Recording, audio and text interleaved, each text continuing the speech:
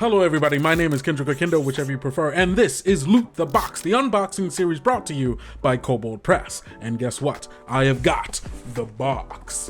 This specific box is of the Labyrinth Worldbook and the Labyrinth Adventures book that recently fulfilled on Kickstarter. You can already go onto the Kobold Press store and order it for yourself, get those PDFs so you can read it whenever you want, or, you know, wait till shipping happens and you'll get it at your door. You can put it on your shelf and bring it to your table to play with you and your friends. And I finally got my package. I had been waiting for it for quite a bit, and I was worried that maybe it had gotten lost in the mail, but no need to worry. It's here, and I have it. So let's loot the box. So before I actually get into any of the books, I want to talk about the Styx coin.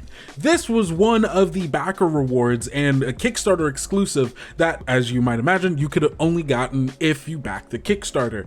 And it's pretty sizable. It's like about like half, or maybe I guess the third of a size of the palm of my hand. It's pretty hefty, and I like it a lot. It's got this like really dark, like brushed steel coloring to it, with a picture of the labyrinth, or I guess like an etching of the labyrinth. I don't know what an engraving. There we go. An engraving of the labyrinth on the back, and then on the other side, it's got this minotaur. You can kind of see the sheen to it, really nice. And you can see that it says per labyrinthum portitor, which translates to through the labyrinth, which tells you it's in fiction use. Styx coins are used as a currency to cross the river Styx. Hey, that's what it's, you know, we all know mythology here. That's the deal. Well, now we have a little prop that you can use in your game. You can hand this to the players and be like, hey, this is the reward for this quest, or this thing that you picked off this body, or however it is that they get the Styx coin. Now they have a piece that actually makes it material in the world. Players love props. We all love little things that we can have in our hands that we can,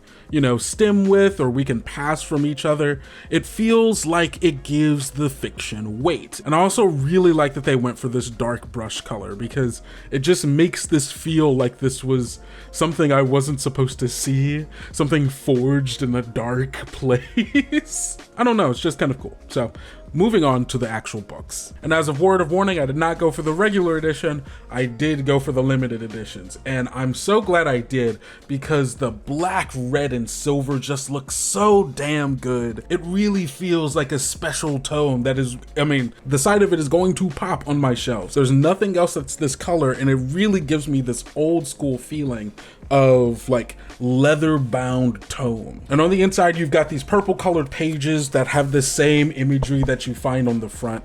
And again, it just has like a nice prestige to it. It feels and looks gorgeous. Now, if you don't know what the Labyrinth Worldbook is, let me break it down for you. The Labyrinth Worldbook acts as a campaign overlay, meaning that this is a setting that you can place into your own worlds. If you already have a homebrew world that you've been playing in for years, we don't want you to have to throw that away. Instead, what we want is for you to take this and put it into your world. And the great thing about the Labyrinth is that it's very unobtrusive. And by that, I mean the Labyrinth is mostly the hidden places in your world. If you haven't already brought it up, there's probably a good reason for it. Only a few people in your world would probably know about it. Much like the name suggests, the Labyrinth are the hidden passages connecting your world to thousands of other worlds, and is also a place in and of itself. Its cosmology even has a map. And inside of the Labyrinth, there are groups big and small, political or just maybe more mercenary, with goals of mapping out the Labyrinth, protecting it from the people who would try to exploit those paths or even endanger the worlds connected to it. Inside, you'll find new lineage and subclass options, spells, talents, everything you can need to tell stories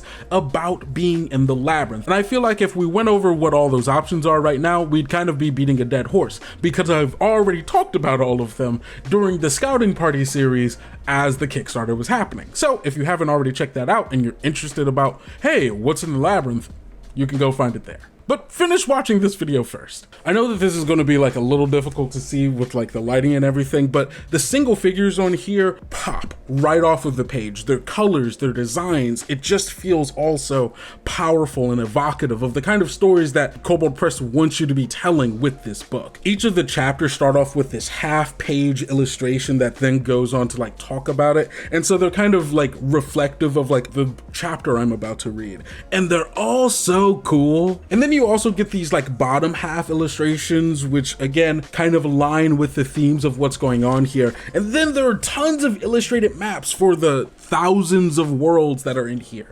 And of course there aren't thousands of maps, but there are enough maps to give you a sense of the vibe and geography of the kind of places your characters are going to be in. And I also love that all of these factions and locations have all of these symbols and iconography. And as I was saying about props, if you wanted to use some of this iconography and letters that you write or little secret notes and things that you pass to your players, this book gives you so many of them to use. And let's not forget all of these sick monsters. This book comes with so many new angels and devils, constructs, things that you can find all across the planes and that are tied into the specific factions mentioned in this book. So if you need new minions, bosses, new allies, or just things that your players are going to come across, this book has everything that you need. And there's also so much stuff in here about the Void, including all of the new Void spells, subclasses that have to do with the Void, and even rules about what happens when your players get too close to it or worlds are taken over by it. Everything that you can need for a story that delves into these kind of multiversal threats,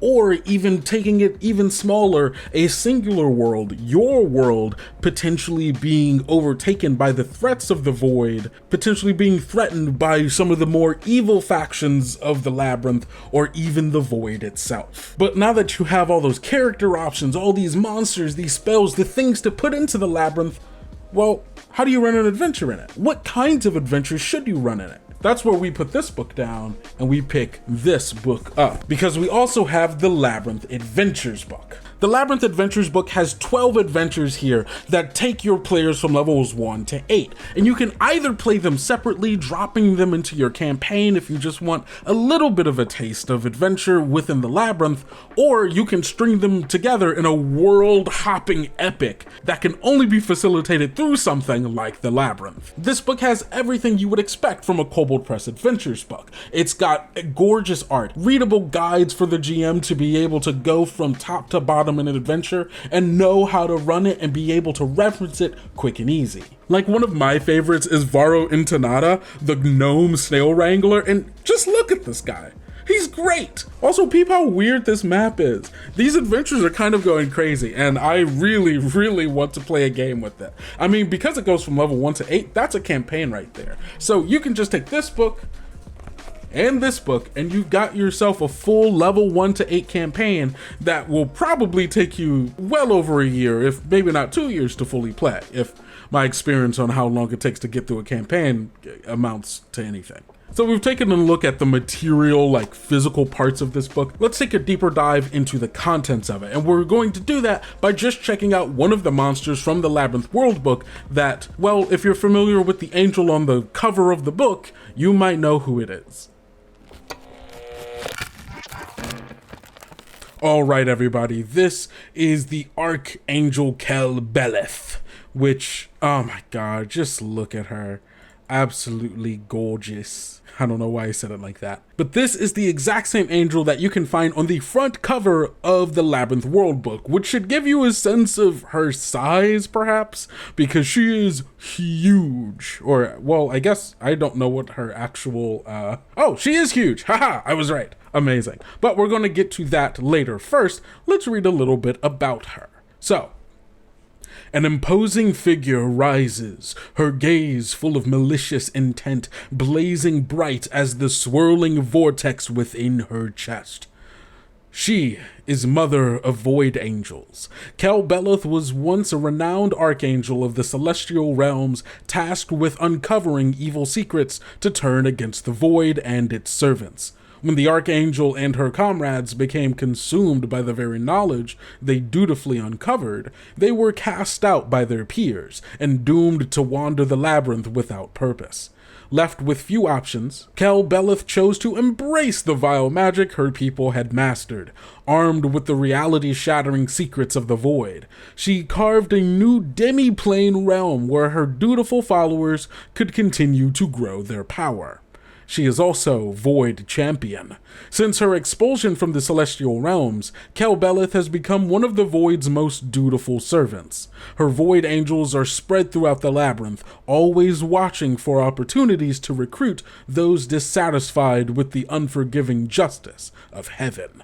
The Archangel is quick to lend her aid to any mortals that crave dark power, and is an eager ally to those most prolific void cults currently operating within the Labyrinth. Now this is a fallen angel. Oh, and she looks the part too. This is an amazing villain to be able to throw at your players, and also like the kind of thing where like you can have NPCs whispering about her and her void angels, like in taverns or like wherever else people gather within the Labyrinth. Just like this is a huge threat, a campaign ending threat potentially, that just like a perfect big bad, and a wonderful big bad, with also the kind of nuance of, well, she wouldn't be like this if heaven hadn't treated her the way that they did, and it's kind of their fault because they did tell her to go and do this, and then when the consequences of those actions happened, they went, don't need you anymore. I don't know, maybe I'm a Kel Belleth apologist, who knows. So Kel Belleth also gets some lair actions here.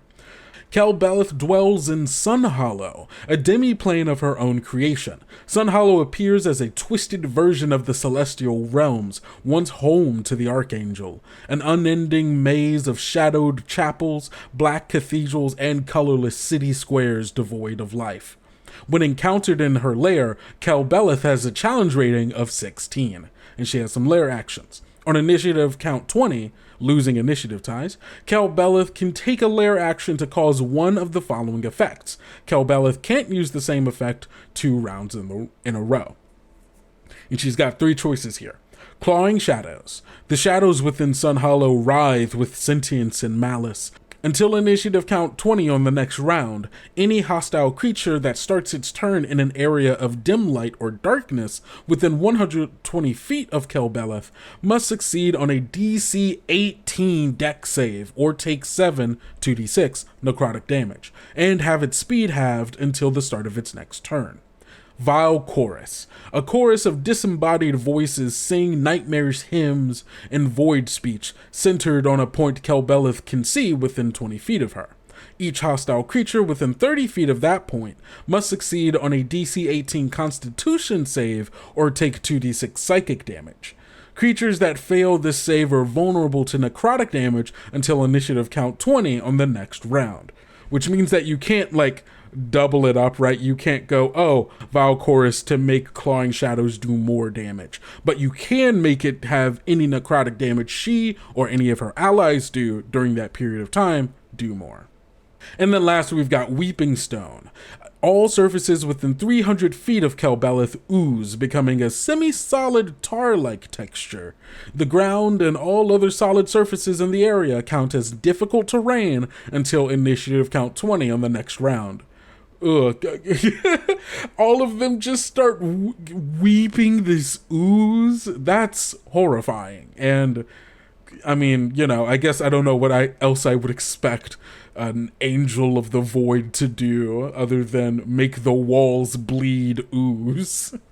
She's also got some regional effects. It looks like the region containing Kel Belleth's lair is a reflection of her will, which creates one or more of the following effects. Gnawing emptiness. Food and drink consumed in Sun Hollow turn to ash on the tongue and do nothing to sate hunger or quench thirst. Food and water consumed within the demiplane don't count towards daily amounts of needed to avoid starvation or dehydration. Just being around, just Kel Belleth being around, and the influence of the void being here as well is just like enough to make all food and drink. Nah, that doesn't matter. You can all of its ash on your tongue. May it turn to ash in your mouth and you feel nothing but the emptiness of the void within you. And this is a villain right here. Heavenly Hostility. Sun Hollow is infused with Kel Belleth's hatred of creatures from the celestial worlds and all they claim to stand for. Any celestial, other than Kel Belleth or a Void Angel, that spends an hour in the area must succeed on a DC 18 Charisma save, or suffer 1 level of exhaustion. The creature must repeat this save every hour it remains in the area. Exhaustion suffered in this way ignores the immunity to exhaustion granted by angelic resilience.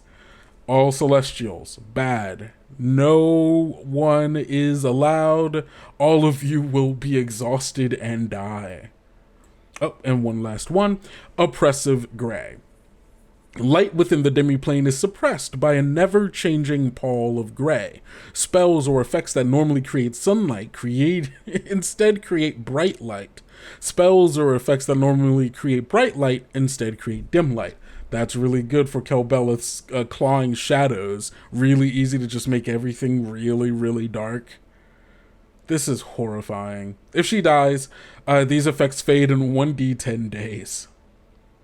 Outside of her, outside of her lair, she is a CR 15 creature, a huge celestial, angel specifically, with a natural armor of 18, 231 hit points, a speed of 30, and a fly speed of 90, a passive perception of 20, stealth of 14. What does stealthing as a giant angel look like, I imagine? What does that look like? This huge angel just kind of skulking around. Passive is 14. It's probably magical in some nature, I imagine. Of course, she has angelic resistance. She's immune to necrotic damage and also has angelic resilience for immunities. She has 120 feet of true sight, which makes sense. She's an angel. She speaks all languages and has a telepathy of 120 feet.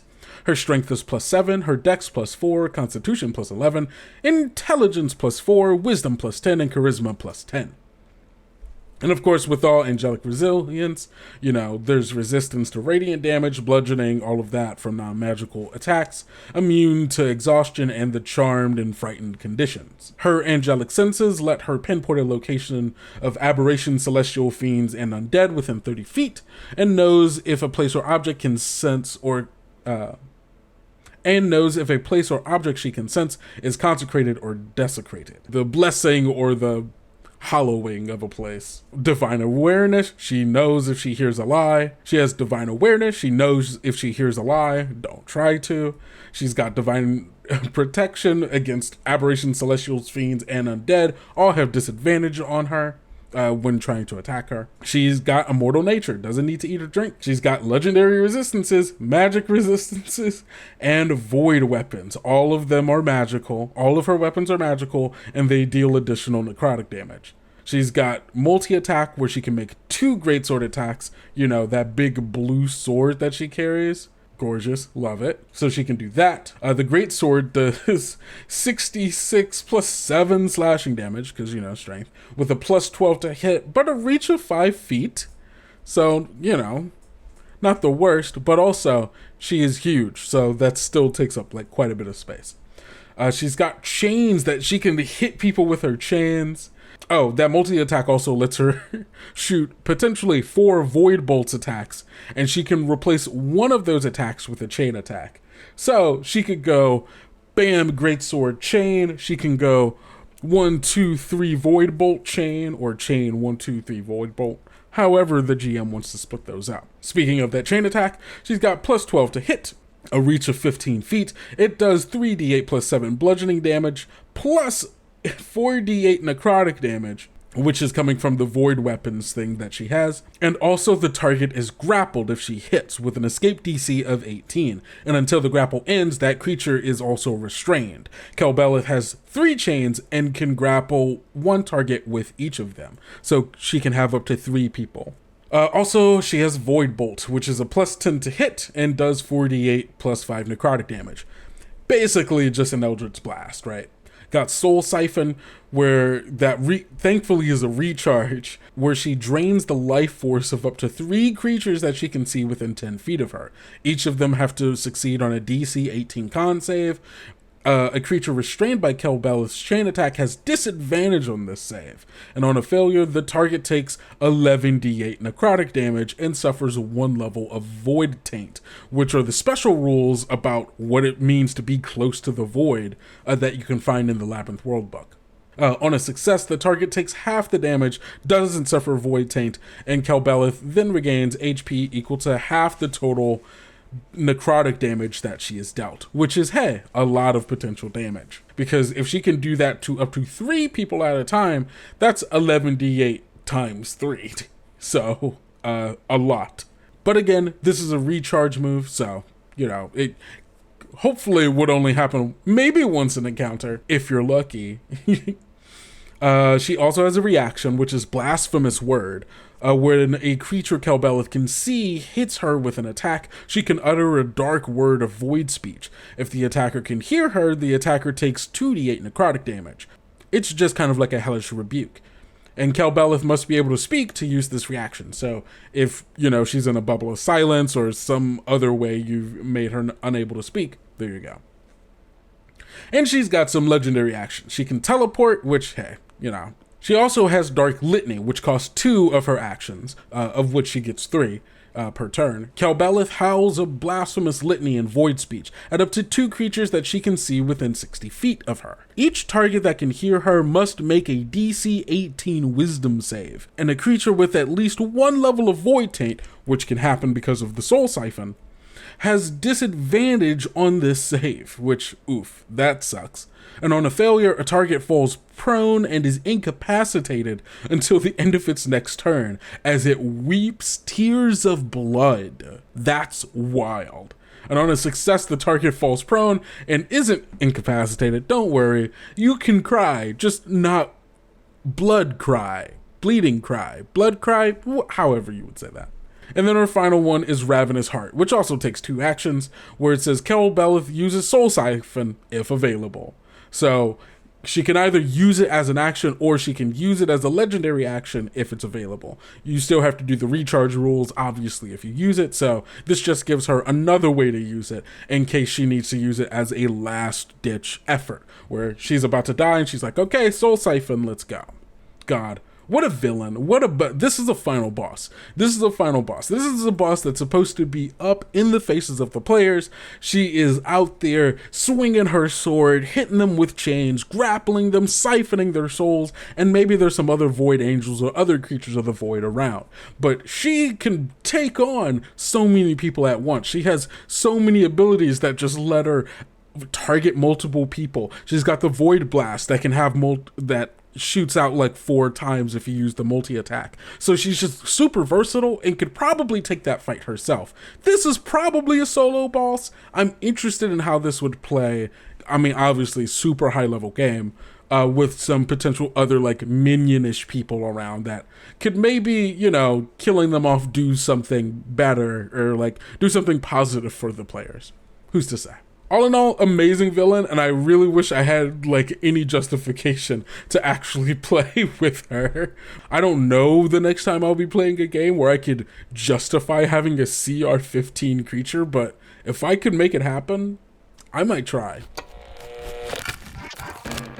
Alright everybody, that's all we have today for the Labyrinth Worldbook and the Labyrinth Adventure book. If you haven't already ordered it, now is the time to do so. You can get it over on the Kobold Press store or TTRPG, and you can get it print so you can have it over on your shelf, or if you need it this very second, get it as a PDF. And a keen eye might have noticed that I've been wearing this Mossbeard shirt for a couple of videos, but I'm wearing it specifically for this video because you can go buy it as well. Head on down to the link in our bio to check out our new and improved merch store brought to us by Dashery. We have a bunch of new designs inspired by Riverbank, the new classes from the Player's Guide 2, and new factional designs from the Labyrinth Worldbook, meaning that you can go get shirts like this or this over there right now. And I'm waiting for my box of shirts to come, so maybe I'll do an unboxing video for that. I don't know. You might just see me rocking new merch, so However that goes is how it will go. Thank you all for watching this video, and don't forget to go down, hit that subscribe button so you can get notified the next time a video like this comes out. I've got a few boxes coming in and some other ideas that I'm currently cooking on, so there will be new content coming to you soon. But until then, I've been Kendrick or Kendo, whichever you prefer, and don't forget to go out, be bold, be brave, be valiant, and I'll see you next time.